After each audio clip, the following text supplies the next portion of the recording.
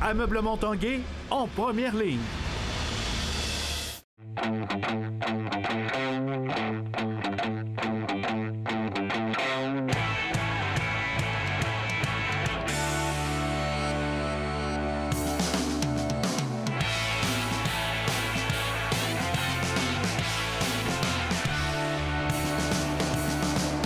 Salut, ici Jonathan Fournier et je vous souhaite la bienvenue à l'Esprit sportif. Aujourd'hui à l'émission, championnat national d'escrime à Québec en fin de semaine. On profite de l'occasion pour résumer notre fin de semaine dans le sport à Québec également. Mais tout d'abord, aujourd'hui, conférence de presse officielle, l'organisme Sportaide dévoile un programme, des outils pour contrer l'intimidation, non seulement en milieu scolaire, mais également en milieu sportif.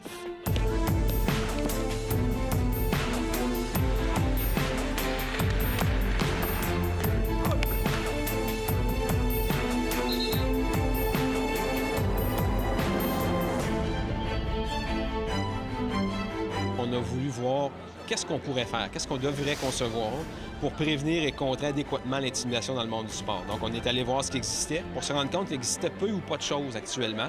Avec le résultat qu'aujourd'hui, on a lancé une campagne de communication avec des capsules thématiques auxquelles se rattachent des outils et des activités de sensibilisation qui sont uniques. Hey! Tu sais quoi notre type des Crosby? On dévoile aujourd'hui un programme, on dévoile des outils pour contrer l'intimidation. Quels sont-ils? En fait, on a des capsules, 5 belles capsules de sensibilisation qui vont venir cadrer le problème. Puis ensuite, on a des dépliants qui vont venir répondre à ces problèmes-là qu'on a soulevés dans les capsules. Mais en plus, qu'est-ce qu'on a de particulier, ce que je trouve, c'est qu'on a fait développer des BD en collaboration avec les explorateurs pour venir parler à nos plus jeunes parce qu'on ne peut pas s'adresser à des adolescents comme on s'adresse à des tout petits. Fait qu'on a fait 4 belles BD qui sont parues dans les explorateurs pour parler de la problématique de l'intimidation en contexte sportif. T'as l'air d'un cave, je suis même. C'est un peu partout, mais on s'en rend pas toujours compte ou on porte pas attention, mais c'est présent tout le temps. On en a tous déjà vu, puis on aurait tous dû agir, mais on a peut-être un peu trop peur des conséquences qu'on aurait nous après. En tant que porte-parole, vous avez approché l'athlète paralympique Cindy Ouellet. Pourquoi? Parce que Cindy était la personne toute désignée pour jouer ce rôle. Elle est une athlète, une personnalité, avant même d'être une athlète, est une personnalité tellement impressionnante. Cindy, pour nous, c'était le modèle positif, je dirais, auquel on voulait se coller pour venir dire aux jeunes qui sont victimes ou témoins d'intimidation que c'est pas une fin en soi, qu'on peut s'en sortir. Êtes-vous stressé pour en fin de semaine? Est-ce que t'entends ça? Ouais, mais il y a comme rien. Hey, on va s'en parler. Qu'est-ce qu'on a appris?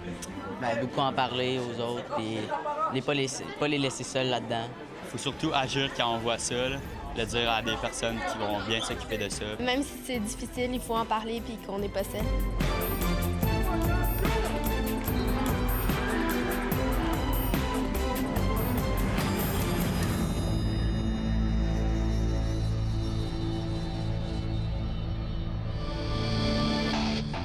Au baseball, les Capitals de Québec lançaient leur saison à l'extérieur vendredi dernier avec une série de 4 matchs face aux Aigles de Trois-Rivières. Ils reviennent chez eux avec une fiche de 1 victoire et 3 défaites. Les Capitals ont subi leur 3e défaite hier après-midi au compte de 12-7. Pour un deuxième match de suite, la deuxième manche aura fait mal aux Capitals alors que les Aigles ont frappé 2 coups de circuit bons pour 5 points aux dépens du partant Lachlan Fontaine. Les Capitals auront la chance de se reprendre dès ce soir au Stade Canac alors qu'ils reçoivent les Jackals du New Jersey pour le match d'ouverture locale. Vendredi soir, Lexon Mathieu a signé un autre gain expéditif à son 3e combat professionnel. Le boxeur a vaincu l'Argentin Hernan Perez par arrêt de l'arbitre dès le premier assaut lors du gala Eyes of the Tiger présenté au Casino de Montréal. Le prochain combat du Jeune de Québec aura lieu le 15 juin à Shawinigan. Oui, je vais faire des rounds, je veux pas d'expérience, mais quand j'ai l'opportunité d'aller toucher, je vais pas attendre, je vais aller toucher. C'est ça. Je veux que ça termine rapidement. Au hockey maintenant, 1 an après avoir remis sa démission comme directeur des opérations hockey des Remparts de Québec, Philippe Boucher sera de retour dans le cercle fermé des décideurs de la LHJMQ. Les Voltigeurs de Drummondville lui confieront mercredi le poste de directeur général, avancent plusieurs sources, dont Michael Lalancette de TVA Sport.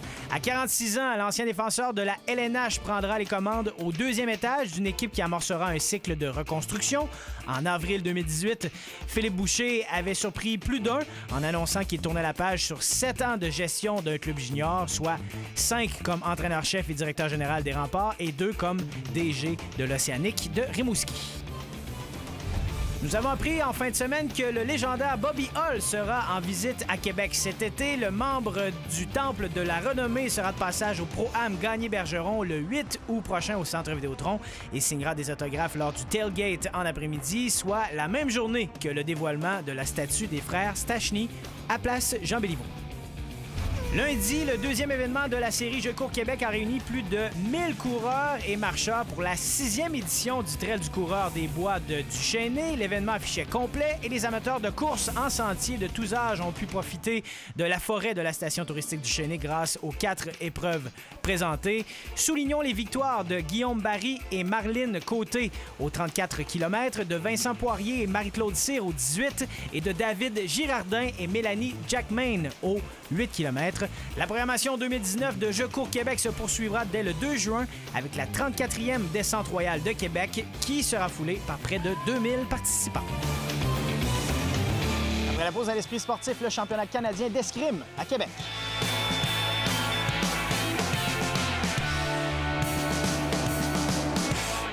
TVA et le Journal de Québec sont fiers partenaires du Pro Hockey de la Fondation du Jus de Québec, présenté par Immobourg, société immobilière. Le vendredi 14 juin, joignez-vous à Stephen Finn et aux joueurs de la LNH pour déjouer les cancers urologiques et de la prostate.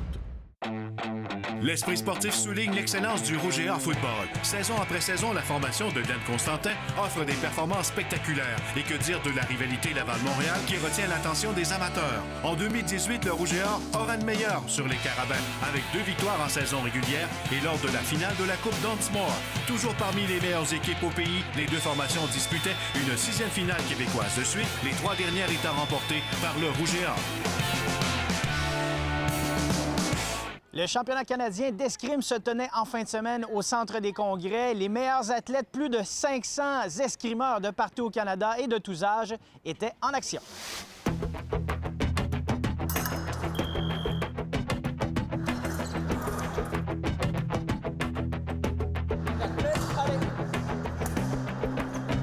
C'est une grande mission d'accueillir un championnat canadien ici à Québec?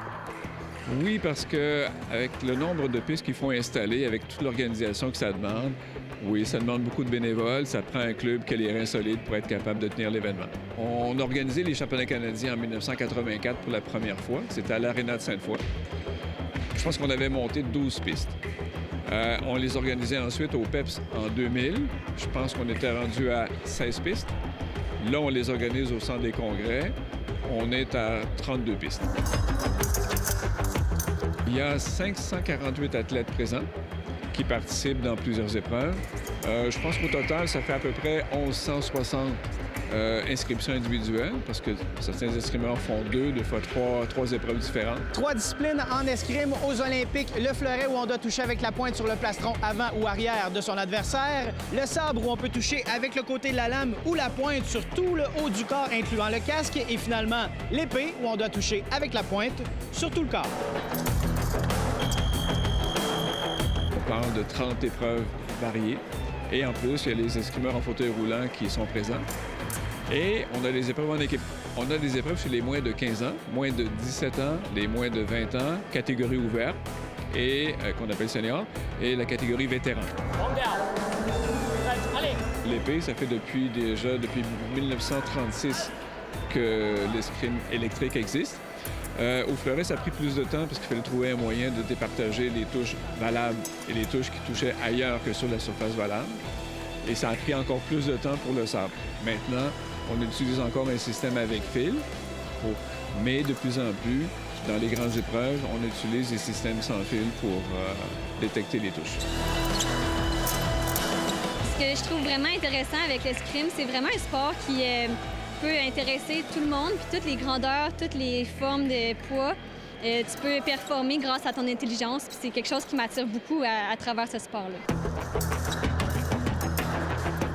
Ça me permet de m'exprimer différemment quand je me sens pas bien, par exemple. Je suis assez compétitive, donc dans mes matchs, je peux plus me défouler des fois. les forces en présence, les grandes provinces en escrime au Canada, ça ressemble à quoi? Bien, il y a toujours le Québec qui est une puissance, l'Ontario et la Colombie-Britannique, parce qu'ils ont un très, très bon club, en particulier à Vancouver. Alors, c'est les trois puissances, mais il y a des très bons escrimeurs en Alberta, en Saskatchewan, au Manitoba. Il y en a aussi dans les Maritimes. Finalement, c'est assez partagé, mais les forces, ça reste Québec, Ontario, Colombie-Britannique. Éric, un passionné d'escrime, et tu as même déménagé pour pouvoir mieux pratiquer ton sport. Oui, bien sûr. Je suis arrivé ici en 2016, avril 2016, surtout par rapport à l'escrime. Le club de Stock m'a donné la chance de devenir entraîneur adjoint et de devenir compétiteur aussi. Qu'est-ce que ça représente, une grande compétition comme ça pour toi en fin de semaine? Moi, c'est quelque chose de très important, surtout parce que je veux performer comme athlète et en même temps performer comme coach.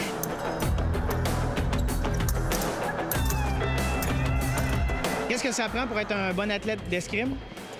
D'être en bonne forme, puis de rester concentré toujours malgré les défaites. En fait, les hauts et les bas dans les matchs et dans la progression en général. Ça prend beaucoup de patience, persévérance, beaucoup de stratégie. Il faut être intelligent pour faire l'escrime.